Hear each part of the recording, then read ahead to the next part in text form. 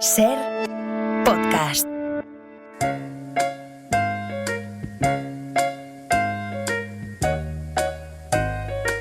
Start spreading the news. I'm leaving today.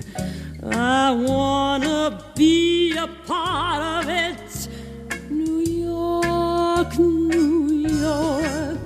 Lucía Miranda y Carolina Yuste, bienvenidas a La Hora Extra. Muchas gracias. Acabamos de hablar de miedos con la escritora Virginia Feito. El miedo cría miedo, dice Miss Lunatic en Caperucita en Manhattan, de Carmen Martín Gaite. ¿A qué tenéis miedo vosotras? Uy. ¿Quién empieza? Yo tengo miedo a la distancia con mi familia, tengo miedo a la muerte. Yo tengo miedo a la muerte. No tenía miedo a la muerte hasta que nació mi hija. Antes me daba igual todo, me metía en cada fregado, pero desde que nació mi hija tengo mucho miedo a morirme y que se quede sola. No por morirme yo, sino por ella. Sí, en eso coincidíais con Virginia Feito, también tenía mucho miedo a la muerte.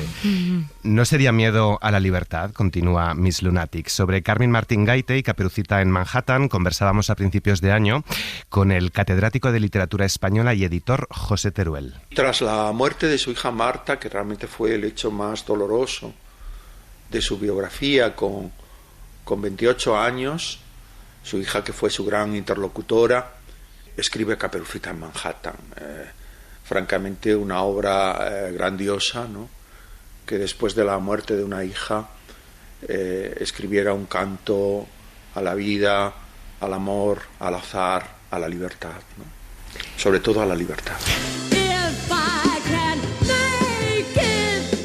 Lucía ha adaptado y dirige Caperucita en Manhattan, próximo estreno en el Teatro de la Abadía. Es una reinterpretación del cuento de Perrault. Nos cuenta el recorrido que hace Sarah Allen, la protagonista, que interpreta a Carolina, desde Brooklyn, donde vive, hasta la casa de su abuela en Manhattan, para visitarla. Un viaje por diners, rodajes de cine y Central Park.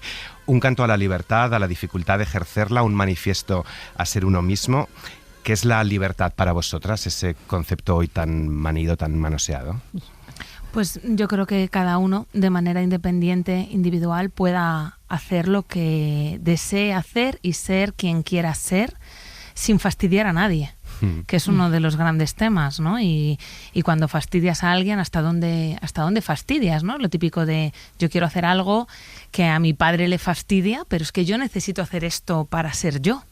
Y ahí es donde empieza el lío. El límite, ¿no? Esa frontera gris. Sí, es verdad, estoy de acuerdo que muchas veces, a mí que me encanta la filosofía, ¿no?, y los conceptos en sí, creo que a veces son muy estancos y son mucho más, pero es verdad que justo la palabra libertad ha sido tan manida, tan usada, que encontrar la esencia real de lo que para uno significa, para mí creo que tiene que ver con estar donde quiero estar. Punto. O sea, literal, ¿sabes? Como que si estoy aquí es porque en mi alma desea estar aquí y no soñar con estar en otros lugares. Lucía, además, se lo comentábamos a finales del año pasado, en La Hora Extra, es la coordinadora pedagógica de Nuevos Dramáticos, un proyecto del CDN que coloca en el centro de la creación artística a niños, niñas, niñes. ¿Para qué edades está pensada, ideada esta Caperucita, Lucía? Una historia que dices que es también sobre los niños que fuimos y los abuelos que seremos. Explícanos eso. Pues mira, yo creo que Caperucita, por ahora he puesto a partir de 12 años, pero cuando hagamos los primeros pases a lo mejor bajo a 8. Porque creo que es un espectáculo que para adultos va a funcionar muy bien, pero sorprendentemente el otro día lo vio mi hija y hijos de otros compañeros que tienen 5 y 6 años y se la zamparon entera.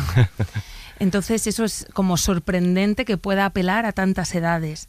Y después, a nivel de ¿qué me decías la segunda pregunta? Sí, sobre los niños que fuimos y los abuelos eso. Que seremos, sí.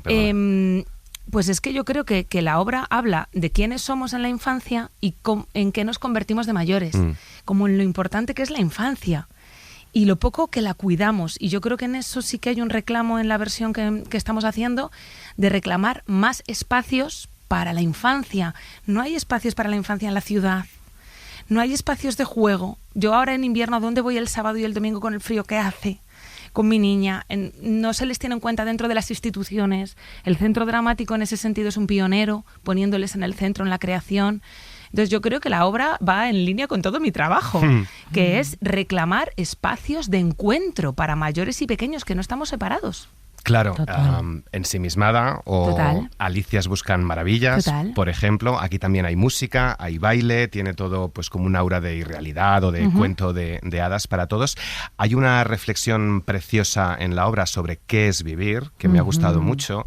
Pero no sé si vivir, además, es ir perdiendo esas parcelas de libertad. Si somos más libres o éramos más libres cuando éramos niños, teníamos más capacidad de soñar, de imaginar alternativas. Seguramente sí, ¿no? Seguramente. Seguramente, claro. O sea, al final la educación que empieza a muy temprana edad, desde muy temprana edad se empiezan a capar los juegos, la experiencia, el disfrute, la vida, ¿no? O sea, como que desde muy pequeñes te plantan una mochila más grande que tú y te llevan a una escuela a aprender unas materias que harán que seas una persona que trabaje para sostener el sistema, ¿no? O sea, y creo que cuando todavía no eres muy consciente de que eso es lo que te va a tocar, es cuando experiencias realmente ese presente absoluto y ese estado de libertad de las emociones, la risa, el llanto, el enfado, la alegría, ¿no? Hacer lo que quieres hacer en el momento en el que quieres hacer, y creo que sí que es verdad que conforme empiezas a entrar en el sistema, esos espacios van mermándose de alguna manera. O sea, yo pienso, mi hija va disfrazada a la escuela todos los días si le apetece. Yo pienso en ir vestida de Batman por la calle y o es Halloween o carnaval, eso no puedo. Ya es la primera línea. Y si yo me levanto una mañana y quiero ir vestida de Batman, ¿qué problema hay? ¿A quién le molesto? Si no le molesto a nadie. Y si hoy a las 9 de la mañana no quiero ir a trabajar, ¿por qué tengo que ir? Esa ya se lía. Ahora los niños se traumatizan por todo, como dice un vecino en la obra.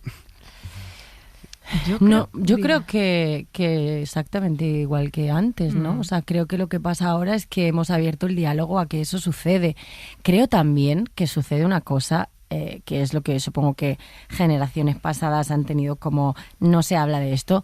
Entender el dolor y el miedo de un niño da pánico.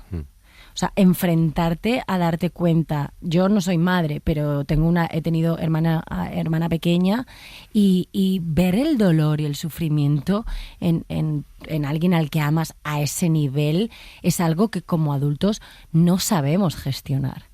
Y ahora sí que se están empezando a abrir los espacios del diálogo y de entender que esas infancias de las que hablaba Lucía al principio, ¿no?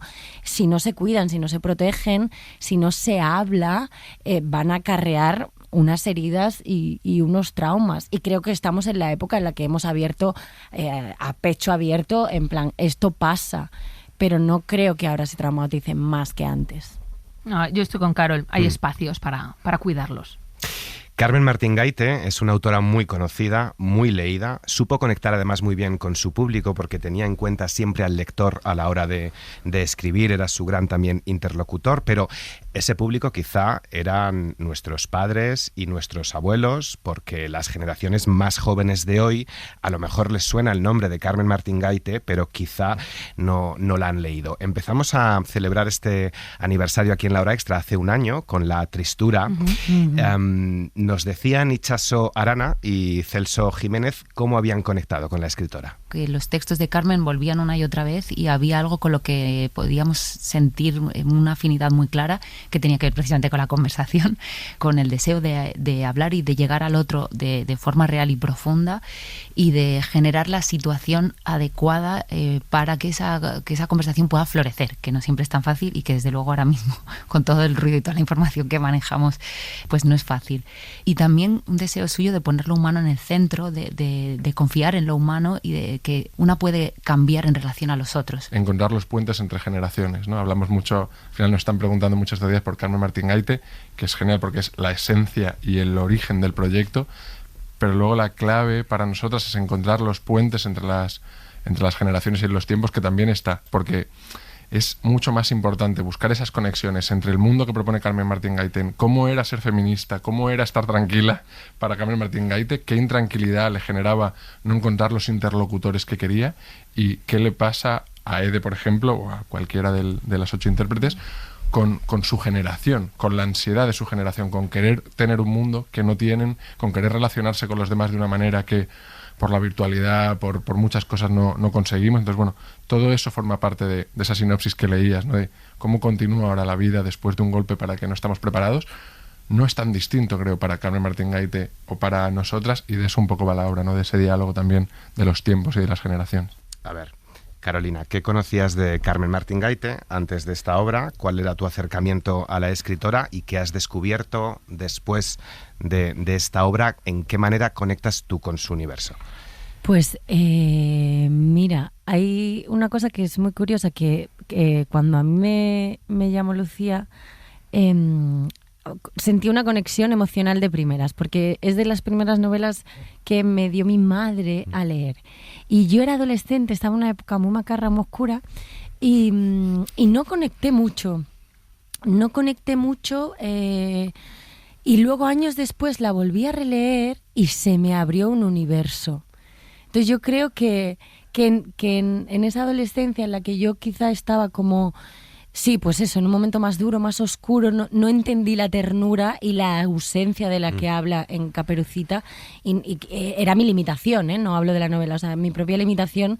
Luego ya he leído otras cosas y volví a releer Caperucita y me abrió el pecho y me abrió el corazón, porque creo que en el camino también en el que estoy yo ahora, que es muy diferente en el que estaba, o sea, para mí ahora... todo el dolor, la ira, la violencia, todas las emociones tienen que ser transformadas y canalizadas en un amor y en una luz que emitas al mundo, ¿no? Porque si no, pues porque es lo que nos toca, es así. Y entonces es como que volví a reconectar con eso, y creo que Carmen en Caperucita, ¿no? De lo que hablaba también al principio, que estaban comentando, o sea, de ese dolor y de esa herida tan grande que es la pérdida de una hija, que creo en castellano, y no sé si en algún otro idioma existe, pero no tenemos una palabra que defina a un padre que ha perdido una madre, que ha perdido una hija, no existe, ¿no? Porque creo que es tan doloroso que no podemos ponerle una palabra en concreto. Y entonces que ella sea capaz de, con todo ese dolor y esa herida, usar el arte y usar la escritura, en este caso, para iluminar y para hablar de todo lo que habla en la novela, a mí me ha reconectado con muchas cosas que tienen que ver conmigo, con lugares que yo quiero habitar, y creo que luego que he leído otras cosas de Carmen, creo que es lo que hace siempre, ¿no? O sea, coge emociones muy humanas, muy íntimas, pero siempre con esa alegría de alguna manera, ¿no? Como en vez de irnos a lo negativo, vamos a esforzarnos en iluminar y en agradecer y en ser felices, porque estamos vivas. Uh-huh. Lucía, tú además viviste en Nueva York. ¿Por qué tenías tantas ganas de llevar Caperucita en Manhattan al teatro? ¿Y cómo has conectado tú con ella? ¿Por qué conectan también las jóvenes y los jóvenes de hoy con Martín Gaite? Pues yo quería llevarla porque es como que la novela me ha ido persiguiendo, ¿no? A mí me la regaló mi madre también en una feria del libro que vinimos a Madrid. Me la firmó Carmen en una de las primeras ediciones. Me fascinó. En contra a Carol, yo lo leí más bien preadolescente. Mi macarrismo llegó a los 20, no a los 12, 13. Y entonces conecté muy bien, y es una de esas novelas que me hizo ir a Nueva York, que me hizo perseguir Nueva York, porque yo veía en la novela ese viaje de libertad donde esa niña hacía lo que la daba la gana una vez que coge el metro, ¿no? Y se encontraba aquellos mundos tan locos que yo decía, bueno, es que esta ciudad, esto existe, ¿no? El País de las Maravillas existe. Entonces yo le tengo que agradecer mucho a Carmen, porque esa novela a mí me ha impulsado mucho a mis, como dice la novela, a mis dos grandes amores, la lectura y el viaje. Y luego cuando estuve allí, yo estuve en Vassar College, y ella estuvo en Vassar College justo después de la muerte de Marta. Tuvo un semestre allí, y yo estuve de profesora de español, de lectora, con 23 años. Y cuando llegué allí, elegí Caperucita en Manhattan para enseñarla a mis alumnos. Y entonces una de mis alumnas sabía más de la obra que yo, sabía cosas que yo no sabía. Entonces le digo, ¿y tú por qué sabes tanto? Y me dice, porque yo soy Sarah Allen. Yo, ¿cómo que tú eres Sara Allen? Sí, es que mi madre es la traductora de Carmen al inglés y Carmen pasaba muchas temporadas en nuestra casa y le puso mi nombre a la protagonista. Wow. Entonces, desde que yo me dedico al teatro, he querido hacer Caperucita en Manhattan y bueno, el momento, el teatro, la circunstancia se ha dado ahora. Así que ahí va porque Carmen y porque Caperucita es súper personal. Yo creo que de mis obras la que más me sale de las tripas. Iba a dejarlo para el final, pero vamos a escuchar el último de los cortes porque Carmen, lo decíais, escribió esta obra después de la muerte de su hija a los 28 años, tardó 5 años en volver a la ficción. Esto decía también José Teruel, que coincidís con él. Carmen Martín Gaite creo que es un ejemplo perfecto de este mito romántico tan difícil de explicitar, ¿no? De que todo lo que te perjudica como ser humano te beneficia como creador, ¿no? Su vida estuvo marcada por grandes pérdidas, por grandes desapariciones,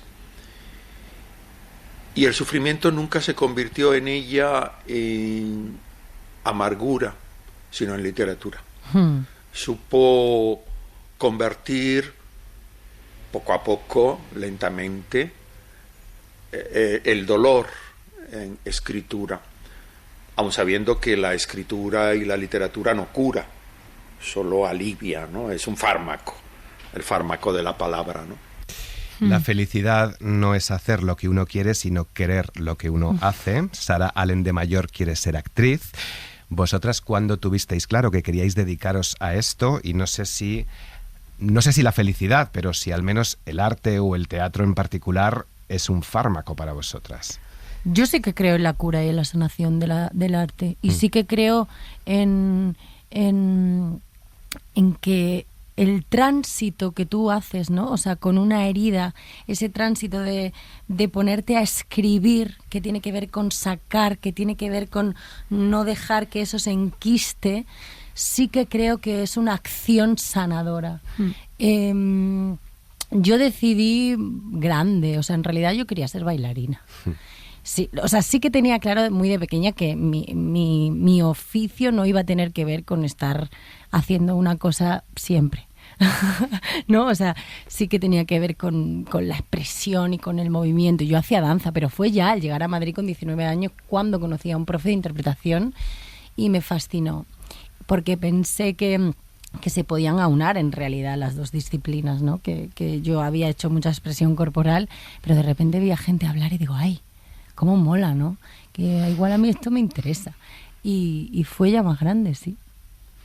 Yo teatro desde siempre. Siempre he querido trabajar en el teatro, pero yo decía que quería ser actriz. Y creo que tiene que ver con la ausencia de referentes en aquella época como directoras y dramaturgas. Fue más tarde, ya estando en Madrid estudiando una carrera, que de repente aparecían nombres encima de la mesa: Elena Pimenta, Laila Ripoll, incluso Nuria Esper, y yo decía, cuando veía los periódicos, que se puede dirigir y se puede vivir de esto, claro, y puede ser una mujer. Entonces, cuando yo estaba en Valladolid, yo pensaba en el teatro solo en el papel de actriz, y creo que tiene que ver mucho con la ausencia de referentes. Totalmente. Donde ahora hemos ganado. Y yo entré un poco por carambola a la dirección en Vassar College. Y sí, estoy con Carol. Yo sí que creo que cura, que sana, que libera. Mogollón. Creo tanto que dentro de esta vida multi llevamos con la compañía un proyecto en el Hospital Niño Jesús, el hospital pediátrico, junto con el área de neurología e Inés Enciso, donde hacemos teatro con niños de neuro y montamos un espectáculo todos los años, que han participado un montón de actores, y que tiene que ver con poner las artes escénicas al servicio de la medicina, y trabajamos juntos médicos y artistas para ver ¿en qué sirve eso, no? De repente niños que tienen muchos problemas de comunicación, niños que tienen muchos problemas de socialización, que tiene que ver con su enfermedad en concreto, cómo mejoran ciertos juegos y ciertos ejercicios sus habilidades. Entonces, vamos, lo creo desde la liberación, pero lo creo también desde una manera científica, y el Niño Jesús lo está estudiando. Dentro de un año o dos sacan un estudio.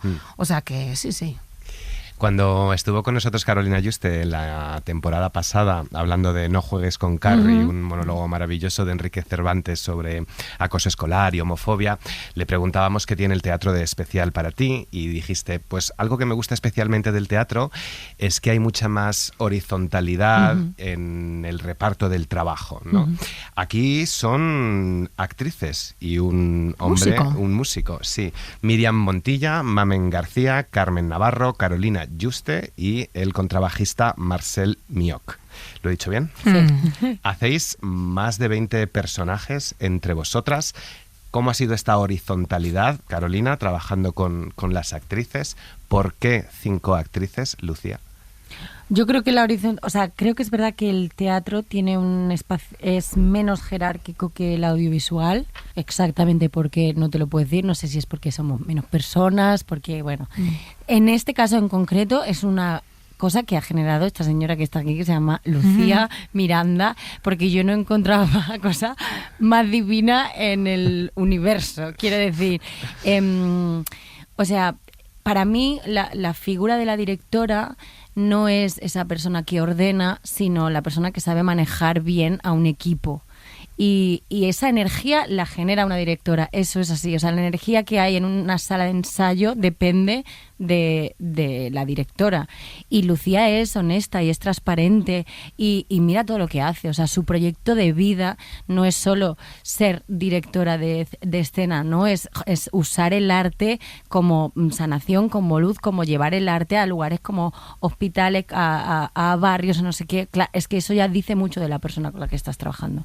Entonces es muy fácil porque hay una honestidad constantemente, incluso cuando se pierde. Me pierdo. No hay este ego de director de me he perdido, pero que nadie se dé cuenta porque entonces mi poder baja. No, chicas, estoy perdida, ¿no? Y luego, y eso también hace que tenga el equipo que tiene y que elija al grupo humano que tiene. Entonces, claro, todo se convierte, para mí la sensación es que yo no estoy solo aquí como una actriz a la que me han llamado para hacer un personaje, sino que de repente la construcción de la escena tiene que ver con el trabajo que estamos haciendo todas. Entonces, de repente, Caperucita Manhattan se convierte en una creación mía también, ¿me entiendes? Sí. O sea, es una dirección de Lucía, sin duda, pero es una creación colectiva. Entonces, claro, todo es mucho más transversal. Yo creo que es fundamental y que es algo que hay que cambiar en los liderazgos. No solo en los liderazgos del teatro o de las artes escénicas, los liderazgos en general. Hay que ir trabajando hacia una horizontalidad, hacia una escucha y hacia espacios de mediación. A lo mejor porque yo vengo justamente de ahí, de la mediación y del trabajo con comunidades, yo entiendo que juntos somos más fuertes, que yo no sé más, yo sé distinto, y hay muchas veces que me pierdo, y es que ¿qué gano? No diciendo que me he perdido. Si es que si yo llego y digo me he perdido, hay 5 mentes brillantes, hay mucha gente inteligente, porque no son solo las actrices, sino todo el equipo artístico en este sentido, ¿no? El otro día con una escena que tú decías, tenías una escena en blanco el otro día en el documento que me has mandado, ¿no? Estaba en blanco y entonces llamé a Ana Tussell, que es la vestuarista, se lo conté y me dijo, yo voy mañana y te ayudo. Entonces es que de repente un día es Carol que propone una cosa, otro día es Miriam, otro día es Ana Tussell y el espectáculo es mejor porque está pensado en colectivo. Está claro que alguien tiene que decir esto sí, esto no, pero creo que se tienen que generar espacios de escucha y que mi trabajo mi trabajo es decidir qué es lo mejor de todo lo que he escuchado, no yo tener las mejores ideas, sino tener la capacidad de decidir quién ha tenido de ellos la mejor idea. Y luego es muy guay para el trabajo nuestro de actrices, ese espacio de seguridad absoluto en el que puedes jugar, proponer, pasarte 3 pueblos, bajar. O sea, es muy difícil como actriz llegar a un espacio y que eso suceda, porque muchas veces es como... Y en ficción ya ni te cuento, porque los tiempos, no sé qué, resultado, entonces no te da tiempo a explorar, ¿sabes? Y aquí yo he sentido que sí que teníamos ese espacio, y luego es que tenemos unas compañeras que, por favor, Dios mío, te las comes. O sea, esa Mamen, esa Miriam, esa Carmen y Marcel, o sea, es que tienen un poderío, pero una cosa muy fuerte, o sea, lo que hacen es muy fuerte, porque al final yo en realidad... soy básicamente 2 personajes que juegan a muchas cosas, pero soy básicamente 2 personas, bueno, uno que se divide en 2, pero son ellas las que hacen, o sea, hay un momento en el que Carmen en escena hace 2 personajes a la vez. Y eso es loquísimo. O sea, es que somos 5 personas, o sea, 4, pero parecen 25. Sí. Y luego hacer mujeres es adrede, ¿eh? Y tiene que ver con que pensé en Carmen y pensé en esa cosa de Carmen de no ser una señora, que ella se hacía mayor y ponía mucho hincapié en no convertirse en una señora. Estoy harta de ver actrices haciendo de señoras todo el rato en el teatro, ¿no? Como papeles de madre, abuela y señora que se agarran las perlas. Y yo decía, tío, actrices jugando a lo loco, haciendo de cosas muy locas. Es que Miriam Montilla se convierte en tarta. Es que es genial ese Entonces, momento. como poder dar la cabida al juego. El juego no tiene edad. Y creo que ahí ellas han cogido eso y vamos, es un desparrame. Hay días de parar el ensayo de ataques de risa que nos dan.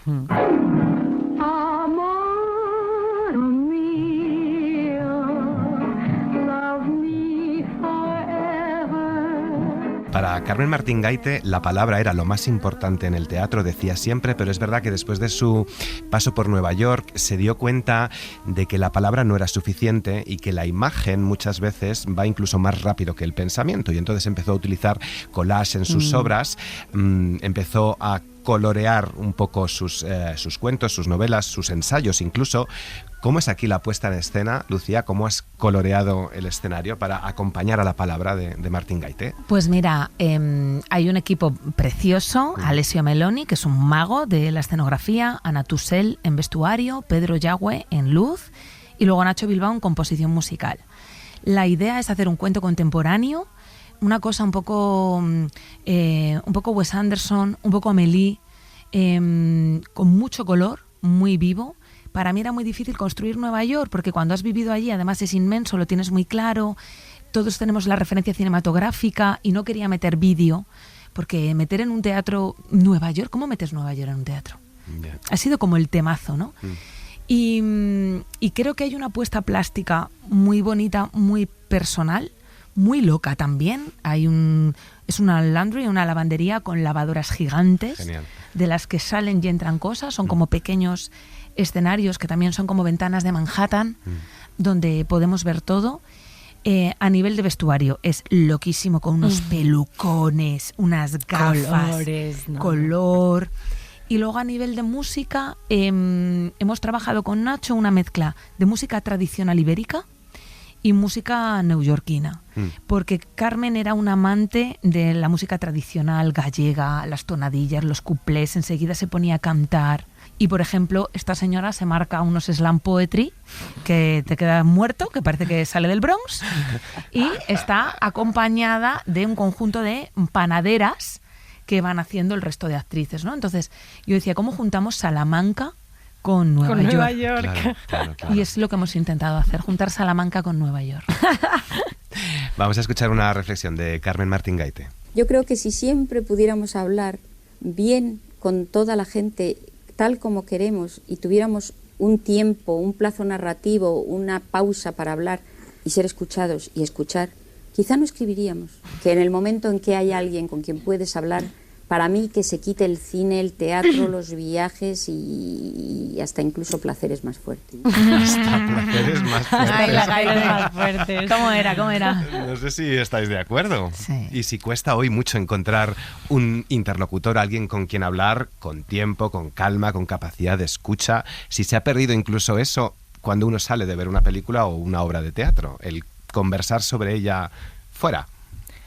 Silencio y escucha, ¿no? Sí, yo creo que sí, un poco. Pero a mí también me pasa, a mí es la primera que me pasa, ¿no? Que entramos en dinámica de disparate y estamos bla, bla, bla, bla, bla, y estás escuchando a alguien nada más que para entrar a hablar tú, ¿no? Es que nos pasa, es un sentimiento muy natural. Yo creo que sí, que nos hace falta más respirar como y entender la escucha. Creo que se nos ha ido un poco ese concepto de entender la escucha. Yo intento hacer meditación para volver a llegar ahí. A veces me sale mejor, otras veces me sale peor. A mí me pasa igual, vuelvo a mi hija, que como ahora tengo tan poco tiempo libre, antes no lo notaba tanto, pero ahora tengo que elegir qué hago la tarde que tengo libre la semana. Y antes elegía siempre teatro, cine, y ahora elijo ver a un amigo. Entonces me dicen, ¿qué poco teatro ves? Y digo, veo muy poco, porque tengo que elegir entre eso o irme a cenar y hablar. Claro. Y me pasa lo que a la Gaite, tío, elijo irme a hablar. Sí. Pues muchas gracias por hablar con nosotros en la radio. Venciendo el miedo que te quede, conquistarás la libertad. Mucha suerte con la temporada de premios, Carolina. Gracias. Mucha suerte con tus peques en la Abadía y en el CDN. Gracias. Lucía, y gracias por haber estado en La Hora Extra. Gracias a ti. Gracias.